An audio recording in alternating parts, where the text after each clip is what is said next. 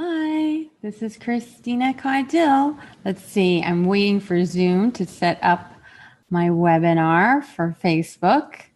So let's see if I start recording. This might take me a second, so just bear with me. Let's see if it works. I am just trying to see if, yes, here I am. Yay, hi. This is Christina Caudill. And hi, Dahlia. I'm going to try to interact.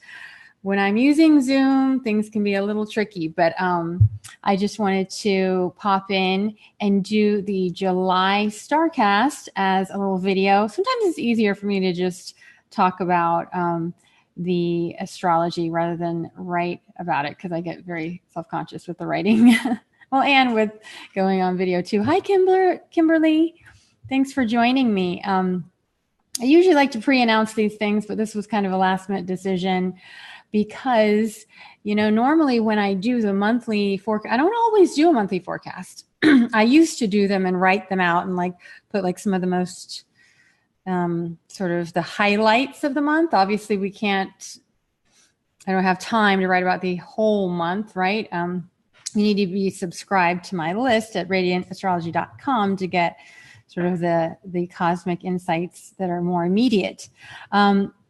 So for the month, it's usually like a bigger picture type of thing. And I like to focus on some of the, you know, major significant shifts that we're looking at for the month ahead. This is a big one. That's usually I save these starcasts, monthly starcasts for the big ones, the big months. I mean, you know, this whole year, right?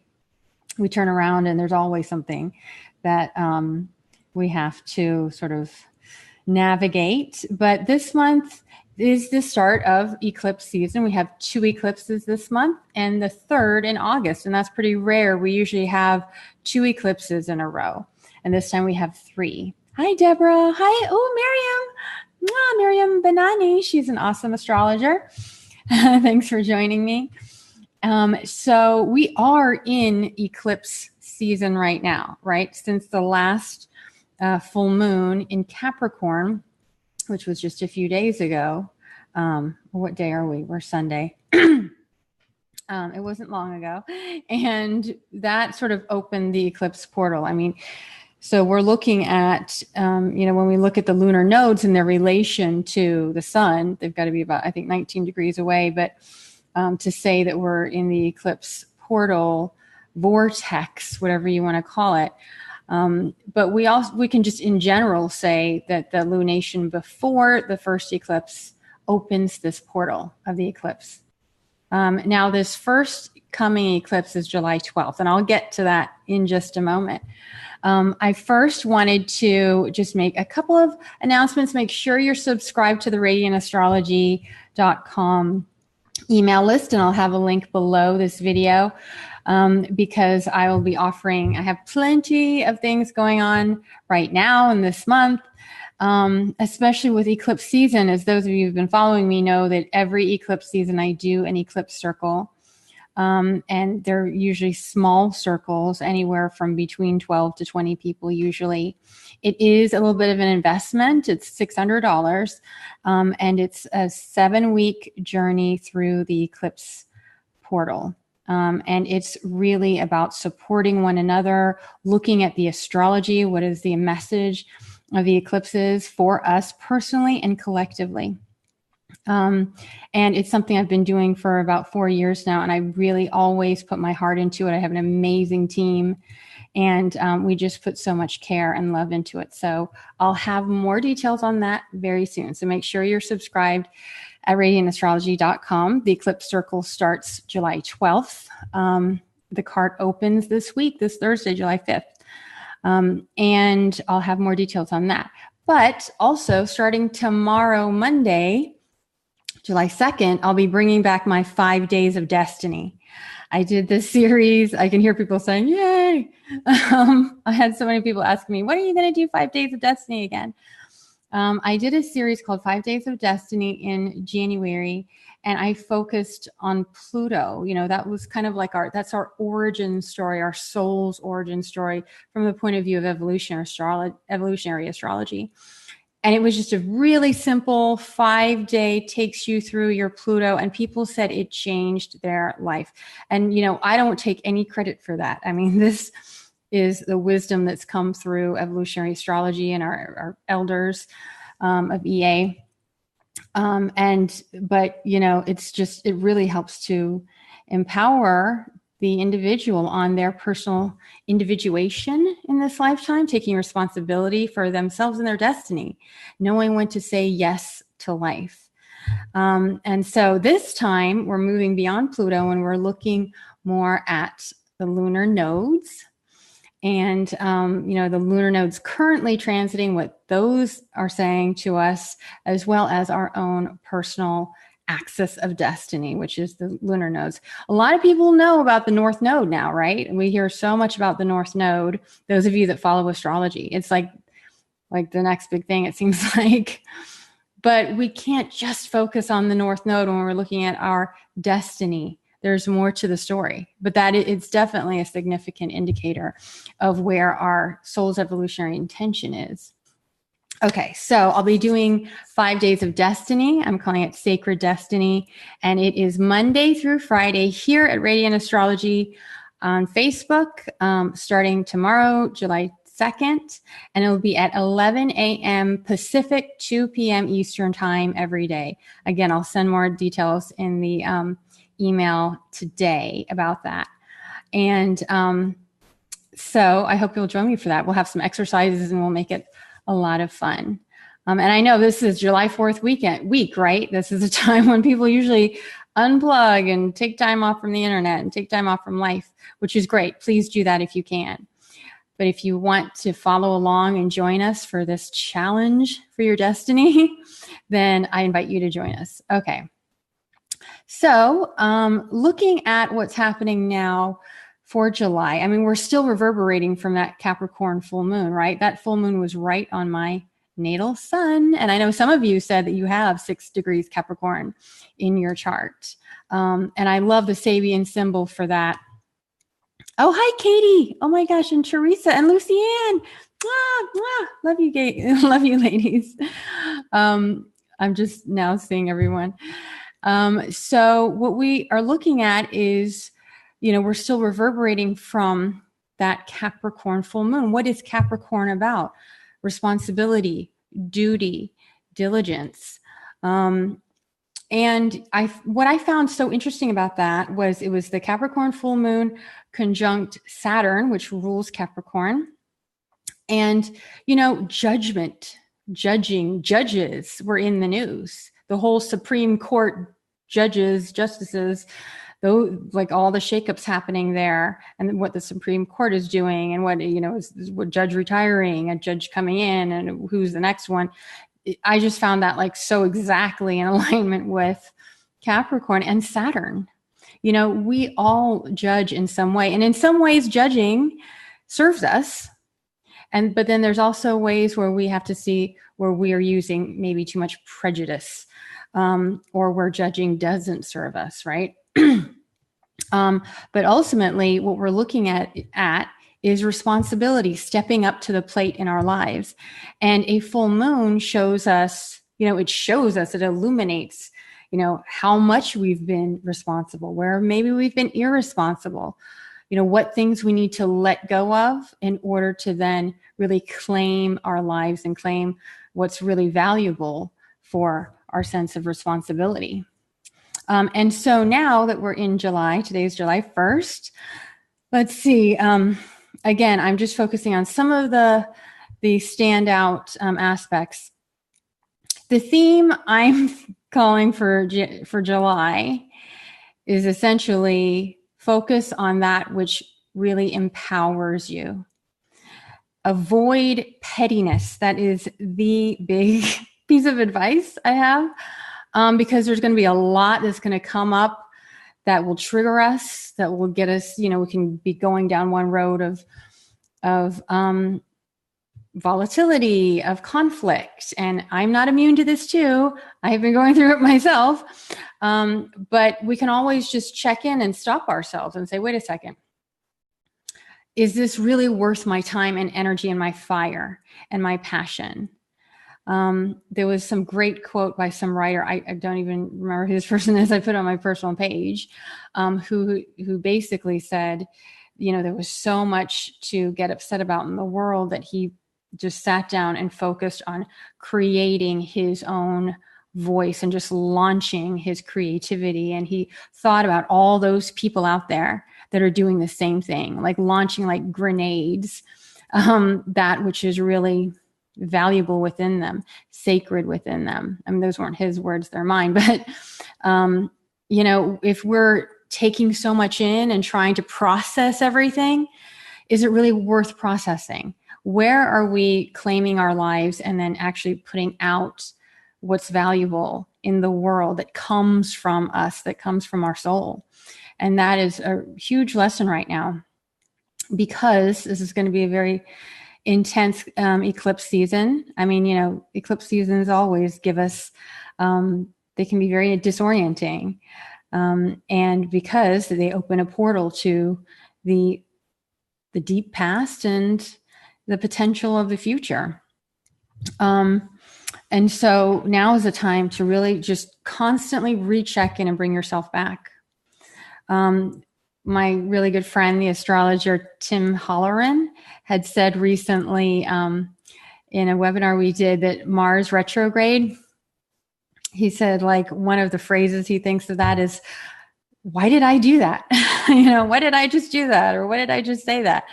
And especially because we'll be having a Mercury retrograde also this month, why did I just say that? Why did I just do that? Sometimes we do find ourselves gaining extra amounts of courage, and then later thinking, oh my gosh, was that the right thing to do or to say? And, it's important for us to, yes, stand for our truth, say what needs to be said, and make the changes in our lives, which sometimes can be challenging. Sometimes they can lead to difficult situations. The one thing we want to remember this month is sometimes you can't take things back. We're going to have a lot of this volatile Mercury energy, especially with Mercury retrograde. So we need to remember, when we're launching those grenades and launching those arrows out there with Mercury, sometimes we can't take things back. And the thing is, with retrogrades, after the retrogrades are over, and we've got 6 planets in retrograde, then a lot of times we start to kind of get our balance back, and we look back and maybe we can think that some things were lost that maybe we wish hadn't been lost. So just kind of keep that in mind. Instead of completely just reacting constantly, we do need to work on conscious responding. And that's especially important to remember, because one of the first aspects I'm looking at for this month is July 3rd, which is Mercury joins the North Node. I'm big on the North Node, well, the nodes in general, but the North Node in Leo is joined by Mercury. Mercury, the planet of communication, bold communication, right? Saying things like in just an over-the-top way.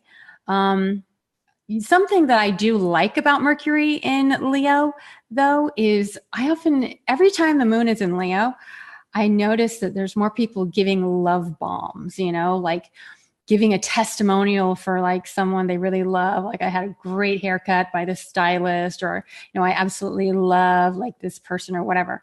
And that could be great for Mercury too, because Mercury can say, let me just share my voice and share my love and joy, which, Leo has a lot to do. But Leo is just about big, bold statements anyway, Sometimes they can be positive, sometimes not. But Mercury joining the North Node in Leo, we'll want to be looking for these big, bold messages that do have some kind of indication for future growth, because that's what the North Node is about, right? And it's also opposite Mars, on the Mars retrograde on the South Node. So that can bring some volatility there, So we do want to watch out for those volatile conversations or volatile messages. And, it's interesting with Mars retrograde. I've seen a lot of astrologers saying, because Mars is about, Mars tends to symbolize men and the yang energy. But you know what? It's not just men that are acting up. It's women too, because we all have our Mars. And as we are strengthening our Mars, as we're becoming more embodied in our yang energy, then yes, we will also naturally be challenged with what does it mean to be courageous? What does it mean to stand my ground? Mars is about defense, and it can also be about offense. And as it's retrograde, we're going back to say, you know what? That thing that you said that made me mad like that a while back, now suddenly I'm realizing how mad it made me. And, that can be perfectly valid. But again, let's just remember that what's the point in us voicing our resentments that have been buried? Is the point to clarify something? Is it to strengthen a relationship, or is it to sever it? Because that's usually, you pretty much have these choices. There will be a lot of severing or wounding even. So we just want to just be wary that this Martian energy, words can be wounding. They can cut. And, they say what words don't break my bones or something. Well, sometimes it can feel that way. Right. And so also July 5th, speaking of wounding, we have Chiron stationing retrograde. Chiron, the wounded healer. That's at 2 degrees Aries. And, Chiron has been in Aries. Let's see, when did it go in Aries? I think in March. And, we kind of celebrated it, right? Because it's the sign of I am. It's forming my identity. It's claiming my identity, apart from the past or apart from that which I've been leaning on other mentors. Maybe it's time that I became my own mentor, because Chiron's a great mentor also, right? It's also the maverick, so Chiron in Aries has given us some kind of impulse of separating ourselves, of being our own warrior in the world, our own wounded warrior.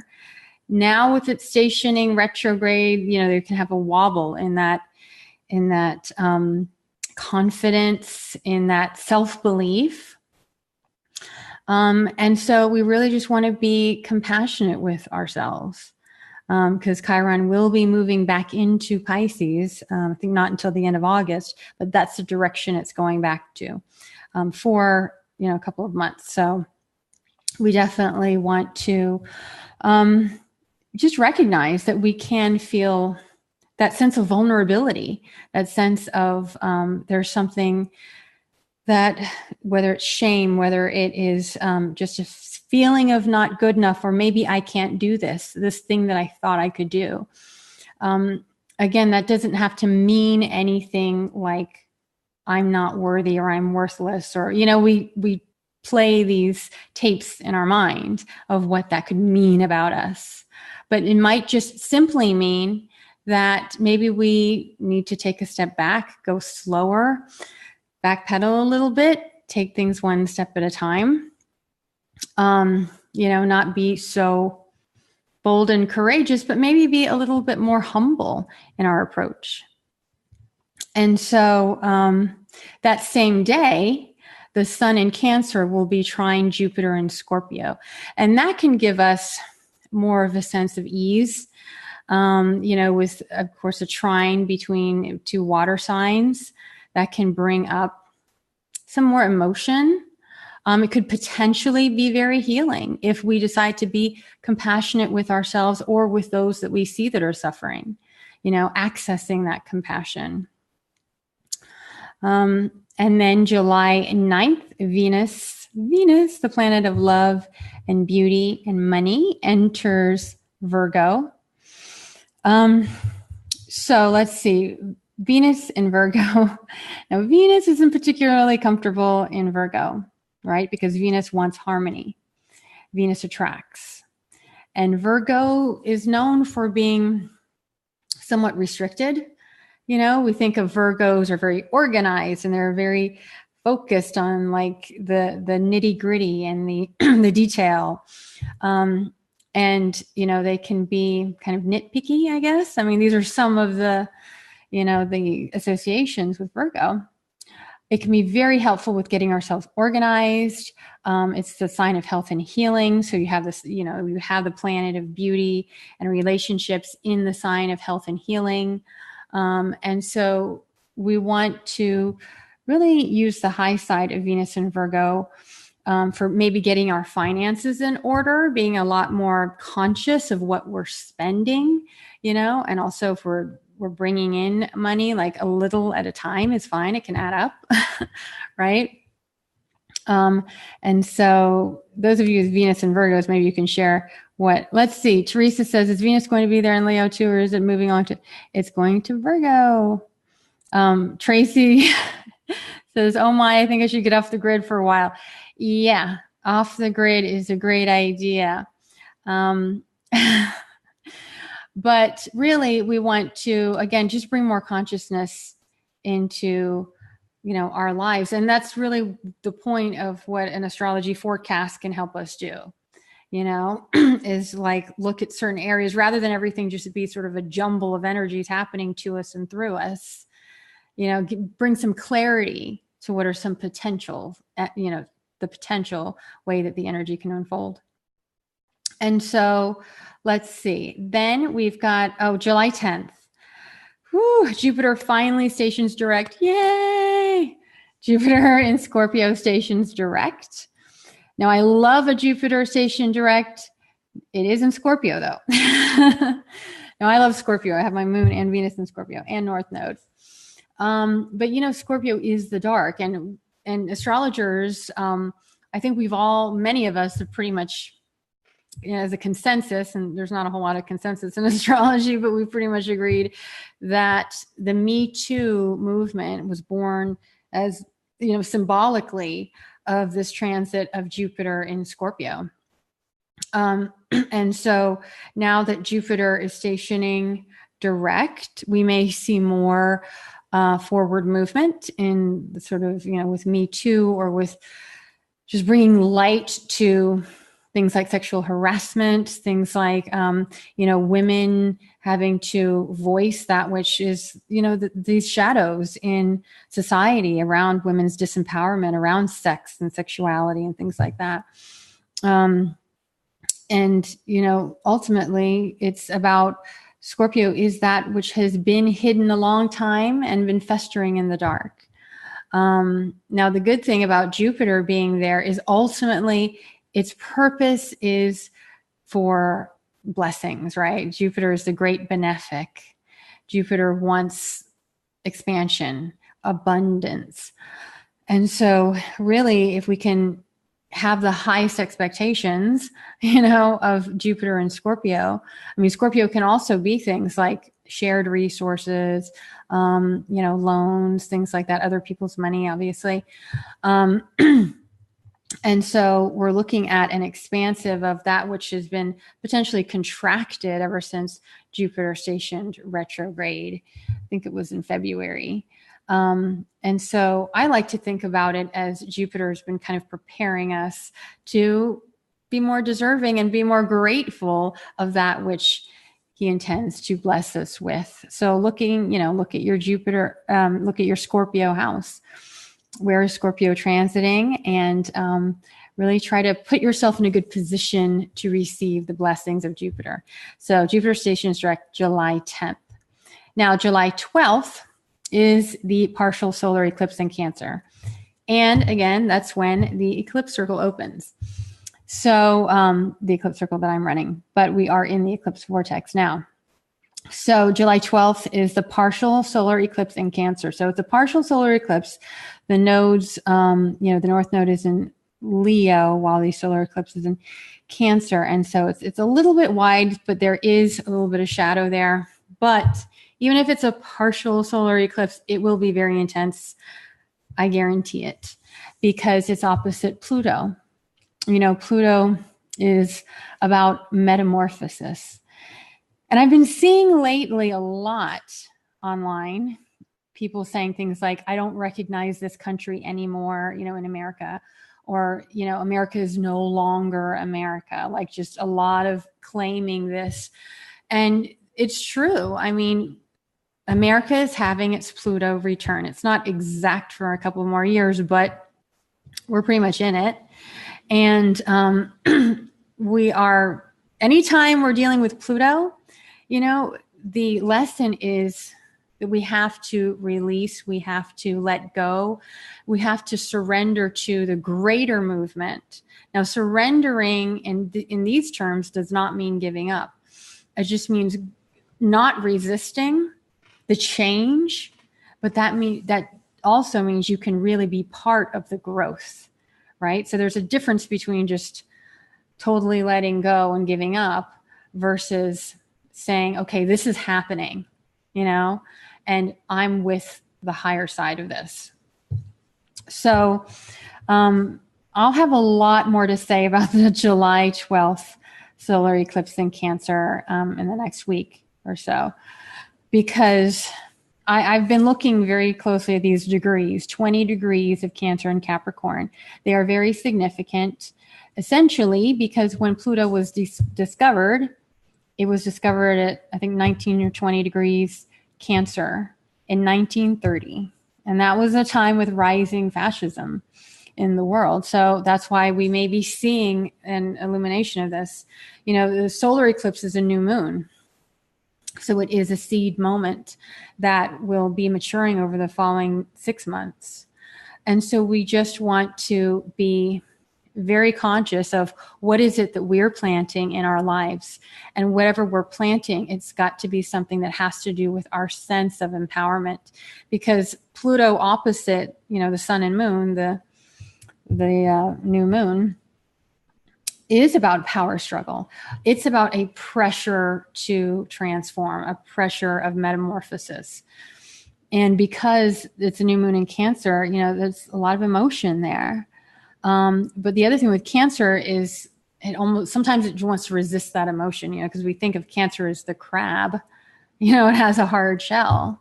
So a lot of Cancers it can have a very soft inside, but, you know, but when it comes to being the mama bear or defending who they need to defend, you know, they can find that hardness in themselves.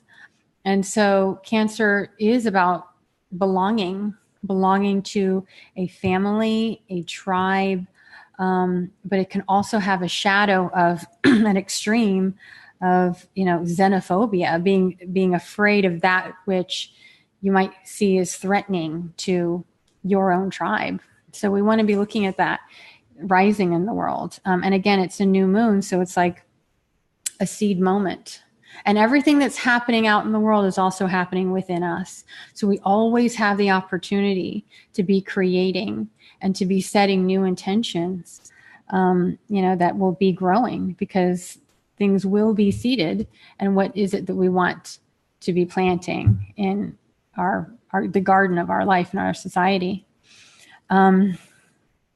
Oh, Miriam says, Venus and Virgo here. Don't be too hard on yourself. There is beauty in life's messiness. Oh, thank you. That's so beautiful. And Gabriella says, like the Wheel of Fortune, not sleeping, emotions are crazy, et cetera, et cetera. I love you too. Mwah. And yeah, I haven't been sleeping either. Can you tell? You see the bags under my eyes? Ooh, okay, so let's see. Then we've got, you know, so mark your calendar, July 12th. Of that new moon solar eclipse in Cancer opposite Pluto. I'll have more to say about that. And so then the end of the month, we get a lot of fire. I'm not seeing a whole lot, you know, that's major between the 12th and the 22nd, but then from the 22nd, the sun enters Leo. Okay. Now Leo, most people, when we think of Leo, we think, yay, fun celebration, it's summertime. But it also, you know, depending on what is going on, you know, it can make things over the top. Again, that's kind of like I don't like to just narrow an archetype to one phrase, obviously, but for me, Leo is over the top. So things are heating up, right? And the sun is in its rulership in Leo. You know, so it is about being who we're being. You know, the sun in Leo is just radiating its light. And, you know, I like to think of sun Leo people when they are on they will light up a room, right? Just kind of like the sun does. And so there can be a sense of celebration and joy and enthusiasm. But as I said, all this fire can inflame things. It can inflame an already heated environment. And that's also the same day where Mars conjuncts the South Node, which is again in Aquarius. So cutting away all of that is holding us back from progress. We may also be revisiting things like, groups, it's Aquarius, groups of friends or people revisiting the past, maybe having to resolve things from the past. And again, maybe these old resentments that were buried where we bit our tongue and stuff we didn't say what we meant start tumbling out.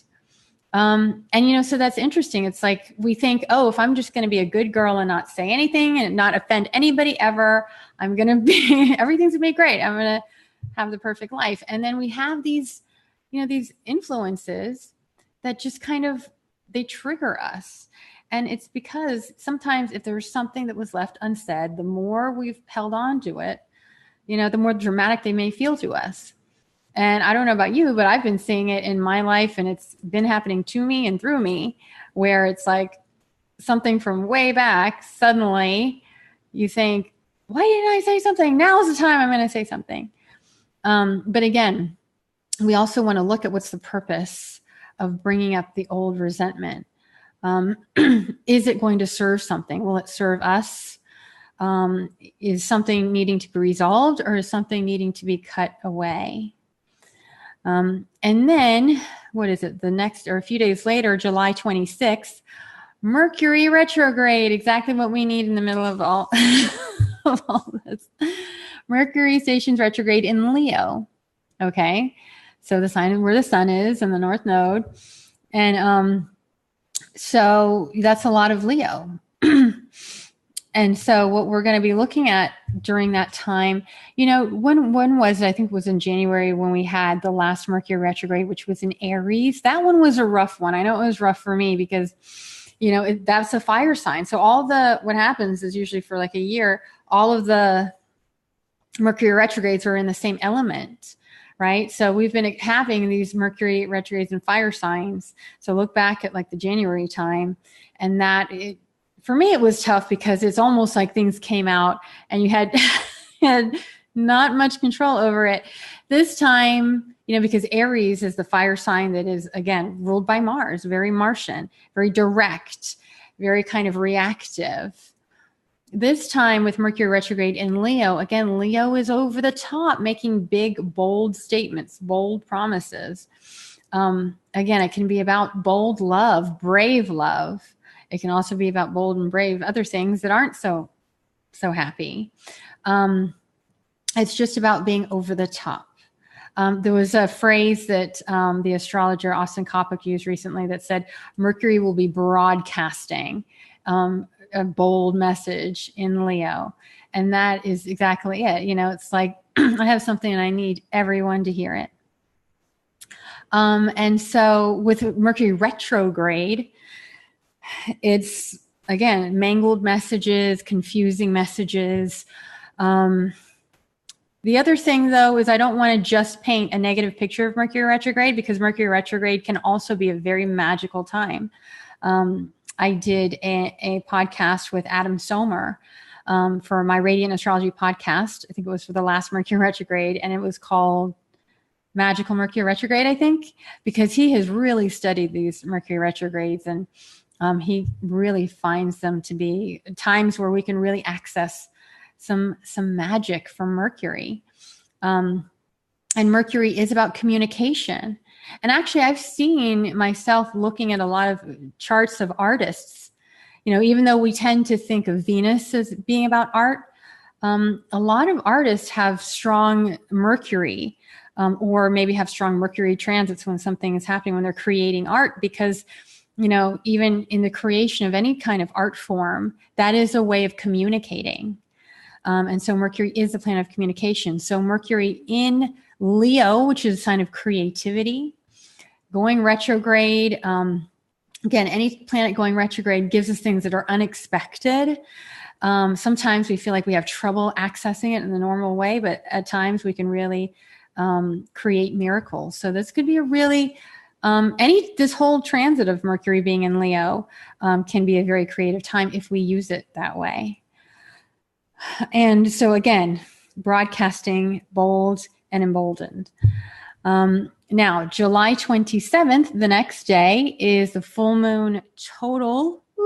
Whenever you hear total eclipse, that should make our eyes widen a little bit, because that is an exact, very close alignment with the nodes of destiny. So it's a full moon total lunar eclipse, 4 degrees Aquarius, conjunct Mars. Let me see, where did my notes go with that? Hold on one second. July 27th. Yeah, Mars is right in there. And there is a square with Uranus. That one can be very, very, that one's going to be pretty volatile. I mean, we may be seeing, obviously, when are we not seeing a rising of, collective angst and energy and change and evolution? But that really seems to be indicating that for that end of the month, the July 27 eclipse. And so all of these lessons we've been having around Mars